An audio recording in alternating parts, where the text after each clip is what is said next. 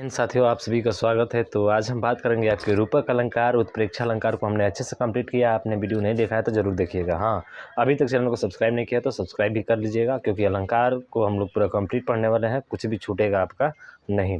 तो चलिए बात करें कि रूपक अलंकार क्या होता है। तो देखिए, उपमेय में उपमान का आरोप। तो जहाँ पे उपमेय में उपमान का आरोप होता है वहाँ पे कौन सा अलंकार होता है, तो आपका रूपक अलंकार होता है। कैसे?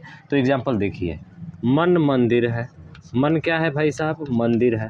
तो यहाँ पे बोल दे रहा है कि मन जो है आपका मंदिर है। मन क्या है? मन सर उपमेय है, ठीक है। और मंदिर क्या है? ये उपमान है। क्या है? उपमान है। अब बताइए, मन मंदिर कभी हो सकता है क्या? नहीं। यानी कि इसमें क्या हो रहा है? उपमेय में उपमान का क्या हो रहा है? आरोप हो रहा है। और उपमेय में उपमान का जहाँ आरोप होता है वहाँ पे कौन सा अलंकार होता है? रूपक अलंकार होता है। और इसका जीता जागता एक बहुत ही बेहतरीन एग्जाम्पल होता है, जिसमें है माया दीपक नर पतंग भ्रमि भ्रमि इवे पड़ंत कहे कबीर गुरु ज्ञान ते एक आध वरंत। बहुत ही बेहतरीन और लाजवाब कविता आपकी है जो कबीरदास जी ने दी है। तो चलिए इसको लिखते हैं और इसके अर्थ को हम अच्छे से समझते हैं।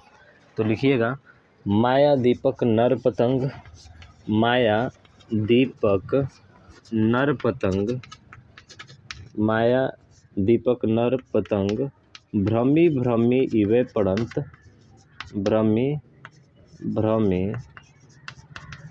इवे पड़ंत, इवे पड़ंत कहे कबीर गुरु ज्ञान ते, कहे कबीर गुरु ज्ञान ते एक आध उबरंत, एक आध उबरंत, एक आध उबरंत। देखिए, यहाँ पे कबीर जी ने कहा है माया दीपक, यानी कि दीपक रूपी जो माया है ना, उसके चारों तरफ नर पतंग। पतंग का मतलब होता है जो कीड़े होते हैं, देखे है ना, जब दीपक जलता है, ठीक है, जब दीपक क्या होता है आपका जलता है तो इसके चारों तरफ, इसके इर्द गिर्द जो है कीड़े क्या करते हैं? रेंगते रहते हैं। तो इस दीपक को माया रूपी दीपक बोला है कि इस माया रूपी दीपक के चारों तरफ जो होते हैं कीट पतंग क्या करते हैं? चक्कर काटते हैं। और चक्कर काटते काटते काटते काटते एक समय ऐसा आता है कि वो प्राण को त्याग दे देते हैं, ठीक है। अपने प्राण को क्या कर देते हैं? त्याग देते हैं वहाँ से। तो वही इसके कहने का मतलब यही है कि इसकी तुलना जो किया है ना, ये नर से किया है। नर का मतलब मनुष्य से किया है। ये हम लोगों के साथ तुलना इसका कर रहा है और ये बता रहा है कि मनुष्य भी ठीक इस कीट पतंग की तरह है, जो अपने प्राणों को इस मोह माया रूपी संसार में क्या कर देता है? त्याग देता है। उसके पास जो है तरह तरह की इच्छाएं बढ़ती जाती हैं, जैसे कि हमारे पास जो है अच्छा खासा धन दौलत कमाई हो, धन दौलत आए और उसके बाद उस धन दौलत से हम तरह तरह की चीज़ें खरीदे, ये खरीदे फिर वो खरीदे, फिर ये चाहिए फिर वो चाहिए। तरह तरह की चीज़ें मनुष्य के ख्याल में जो जो उसके पास होती जाती हैं और उसका क्या होता है? विस्तार होता जाता है और बढ़ता जाता है। वो चाहता है कि मैं और भी कदम एक आगे चलूँ, ठीक है। और इस तरह से चलते चलते मनुष्य भी एक समय ऐसा आता है कि अपने प्राणों को क्या कर देता है? इस मोह माया रूपी संसार में त्याग देता है। ठीक उसी तरह से यहाँ पे भी कहा गया है कि माया दीपक नर पतंग। तो माया रूपी जो दीपक है ना, वो नर पतंग यानी कि जो कीट मकोड़े होते हैं उन्हीं के जैसे हैं, कि जैसे कि ये चारों तरफ घूमते हैं और अपने प्राण को क्या कर देते हैं? त्याग देते हैं। ठीक उसी तरह से आपका क्या होता है? मनुष्य भी होता है कि उसकी इच्छाएं बढ़ती जाती हैं और एक समय ऐसा आता है कि वो अपने प्राणों को क्या कर देता है? त्याग देता है, जिससे उसको मुक्ति मिल जाती है। तो वही भ्रमि भ्रमि वे पड़ंत, यानी कि इसके चारों तरफ आते हैं और एक समय ऐसा आता है कि प्राण को त्याग देते हैं। कहे कबीर गुरु ज्ञान ते, कबीर जी कहते हैं कि गुरु के ज्ञान से एक आध उभरंत, उसमें से एक ना एक कोई ना कोई जो है उभर जरूर जाता है। यही इस कविता का अर्थ है आपका। और मुझे आशा है कि आपको बहुत अच्छे ढंग से जो है समझ में आया होगा। समझ में आया ना भाई साहब क्या होता है? बहुत अच्छे तरीके से, ठीक है। चलिए, तो अगला लिखिए हेडिंग, और अगला हेडिंग जो होगा वो होगा आपका संदेह अलंकार। कौन सा होगा भाई साहब? संदेह अलंकार। तो हेडिंग दीजिएगा संदेह अलंकार। अगला है संदेह अलंकार, ठीक है, संदेह अलंकार। इसमें क्या होता है कि संदेह अलंकार में क्या होगा आपका, बताइए। तो दो वस्तुओं में सदृशता के कारण, सदृशता का मतलब होता है समान, ठीक है। तो ध्यान रखिएगा, दो वस्तुओं में सदृशता के कारण अगर आपको संदेह हो रहा है तो वहाँ पे कौन सा अलंकार हो जाएगा? संदेह अलंकार हो जाएगा। इसके पहचानने का नियम भी बहुत आसान है। या आएगा, की आएगा, ठीक है, अथवा आएगा या किंधो आएगा। ये शब्द वाचक होते हैं और ये जहाँ पे आपको कविता में दिखते हैं वहाँ पे तुरंत जो है आंख बंद करके आपको लगाना है कौन सा अलंकार, तो भाई साहब संदेह अलंकार। तो लिख लीजिएगा कि दो वस्तुओं में, ये परिभाषा से भी क्वेश्चन बनता है, ठीक है। दो वस्तुओं में सादृश्यता के कारण, दो वस्तुओं में सादृश्यता के कारण संदेह हो, सदृशता के कारण, सदृश्यता के कारण क्या हो, संदेह हो, सदृशता के कारण संदेह हो, तो वहाँ पे कौन सा अलंकार होगा भाई साहब, वो अलंकार होगा आपका संदेह अलंकार, ठीक है। इसकी पहचान के बारे में बात करते हैं कि इसकी पहचान क्या होती है। तो पहचान देखिए, या आएगा, अथवा आएगा या की आएगा या फिर किंधो आएगा, ठीक है। किंधो का मतलब यही होता है जो या अथवा की का होता है, ठीक है। तो ये वाचक शब्द आपको जहाँ दिख जाए वहाँ पे समझिए कि कौन सा अलंकार हो जाएगा, आपका संदेह अलंकार हो जाएगा। अब ठीक है, इसके एग्जाम्पल देख लेते हैं। तो देखिए, ये सरस ओस की बूंद है, ये सरस ओस की बूंद है, ये सरस ओस की बूंद है, ये सरस ओस की बूंद है, या है मंजुल मोती, या है मंजुल मोती। तो यहाँ पे क्या हो रहा है, ओस की बूंद और मोती, मंजुल मोती मतलब समझ रहे हैं आप। ये सरस ओस की बूंद है, वो जो सुबह का टाइम होता है जब शीत गिरी होती है, तो शीत में जो ओस होता है ना, उस बूंद के बारे में बात कर रहा है, वो ओस। और उसके बाद से एक मोती होती है, मोती जो होता है ना, ओस की बूंद की तरह वो क्या होता है, चमकता है। तो वहाँ पे डिसाइड नहीं कर पा रहा है, समझ रहे हैं ना, वहाँ पे डिसाइड नहीं कर पा रहा है कि ये जो ओस की बूंद है या फिर मोती की जो चमक है वो है आपकी, जिसके कारण से यहाँ पे क्या हो रहा है, इसको संदेह हो रहा है। और यहाँ पे एक शब्द आया है क्या, वाचक के रूप में, या की स्थिति। तो जब भी या अथवा की किंधो आता है सब, तो वहाँ पे कौन सा अलंकार होता है, संदेह अलंकार होता है। सिंपल सा पहचानने का इसका नियम है, इसमें तो कोई तामझाम है नहीं भाई साहब, समझ रहे हैं ना। तो आप इस चीज़ को भी ध्यान रखिएगा, ठीक है। तो संदेह अलंकार भी क्या होता है आपका, ख़त्म होता है। चलिए अगला देखते हैं। और संदेह अलंकार के बाद जो है इसी से मिलता जुलता आता है, वो है आपका भ्रांतिमान अलंकार, ठीक है।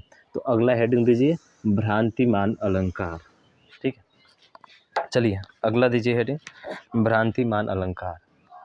तो ये हो जाएगा आपका भ्रांतिमान अलंकार, भ्रांतिमान अलंकार क्या होता है। तो देखिए, इसमें भूल से एक वस्तु को दूसरी वस्तु मान लिया जाता है, यानी कि भूल से एक वस्तु को, भूल से एक वस्तु को, भूल से एक वस्तु को दूसरी वस्तु मान लेना, दूसरी वस्तु मान लेना। तो भूल से एक वस्तु को दूसरी वस्तु मान लेना क्या होता है, आपका भ्रांतिमान अलंकार होता है। यानी कि भूल से, देखिए संदेह और भ्रांतिमान में अलंकार में अंतर ये है कि संदेह अलंकार में आप डिसाइड नहीं कर पाएंगे दो वस्तुओं में कि वो कौन सी वस्तु है, मोती है या फिर जो है ओस की बूंद है, इसमें आपको पहचान नहीं पाते हैं। लेकिन इसमें क्या होता है कि भूल से एक वस्तु को हम लोग दूसरी वस्तु मान लेते हैं, लेकिन बाद में उसको पहचान जाते हैं, ठीक है। तो ये है इसमें अंतर, ध्यान रखिएगा इसको, ठीक है। तो इसमें क्या आएगा, तो इसमें जो आएगा, अगर पहचान की बात करें इसमें, तो पहचान की बात में इसमें मान आएगा, जान आएगा या समझ आएगा। अगर ये शब्द जो आपको वाक्य में दिख जाते हैं ना, तो समझिए कि यहाँ पे कौन सा अलंकार हो जाएगा, भ्रांतिमान अलंकार हो जाएगा।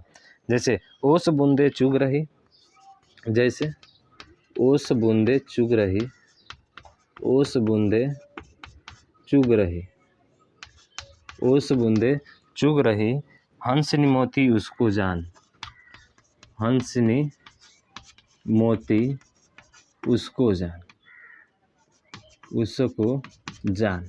तो यहाँ पे देखिए क्या शब्द आ गया, आपका जान आ गया, ठीक है। तो मान, जान या समझ आ जाए तो वहाँ पे कौन सा अलंकार होता है, आपका भ्रांतिमान अलंकार होता है। मतलब ओस बूंद को चुग रही, यानी ओस बूंद को जो है, जो ओस की बूंद है उसको चुग रही है, हंस मोती उसको जान, यानी वो हंस जो है उसको मोती जानकर जो है उसे क्या कर रहा है, चुंग रहा है। और जैसे ही चुंगता है तो उसको पता चल जाता है कि नहीं ये मोती ही है, फिर जो है उसको क्या कर देता है, छोड़ देता है। तो इसलिए यहाँ पे क्या हो रहा है, उसको भ्रांति मान अलंकार हो रहा है। यानी कि वो जो है ना, वो उसकी बूंद को क्या मान लिया है, मोती को जो है, मोती की चमक जो होती है उसको उसकी बूंद मान लिया है, और उसको मान लिया है तो उसके अंदर क्या हो गया है, भ्रांति मान हो गई है। मतलब वो जो है भूल से एक वस्तु को क्या मान बैठा, दूसरी वस्तु मान बैठा। और जब भूल से एक वस्तु को दूसरी मान बैठ जाता है, मान कर बैठ जाते हैं, तो वहाँ पे कौन सा अलंकार होता है आपका, भ्रांति मान अलंकार होता है। समझ में आया क्या?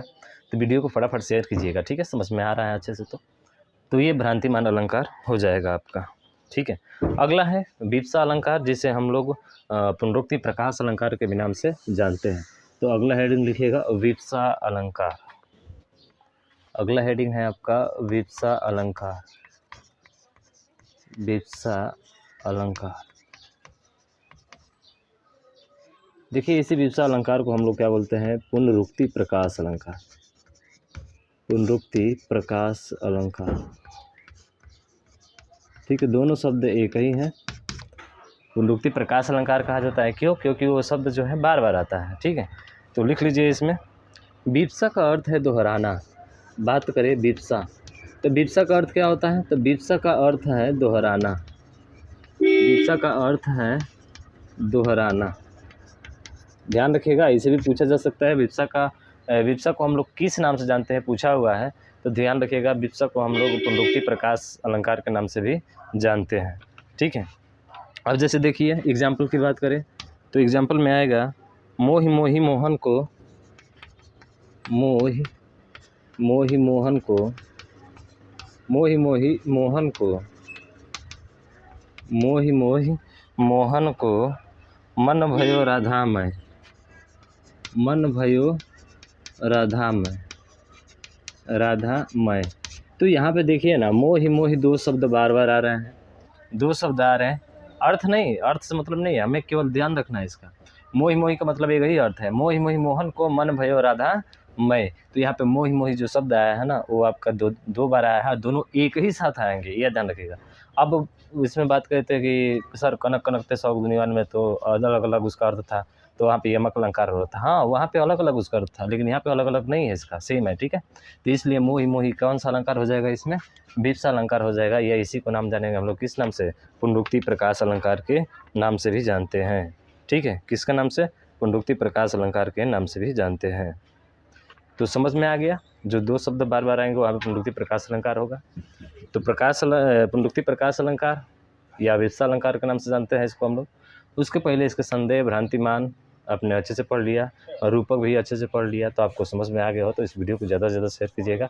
और अभी तक चैनल को सब्सक्राइब नहीं किया है तो भाई सब्सक्राइब जरूर कर लीजिएगा। ठीक है, और बेल आइकन को दबा लीजिएगा, ताकि जो भी वीडियो अपलोड होगा ना, उसका नोटिफिकेशन आप तक पहुँच जाए। ठीक है, तो मिलते हैं नेक्स्ट वीडियो में इसी टॉपिक के साथ। तब तक के लिए जय हिंद, जय भारत।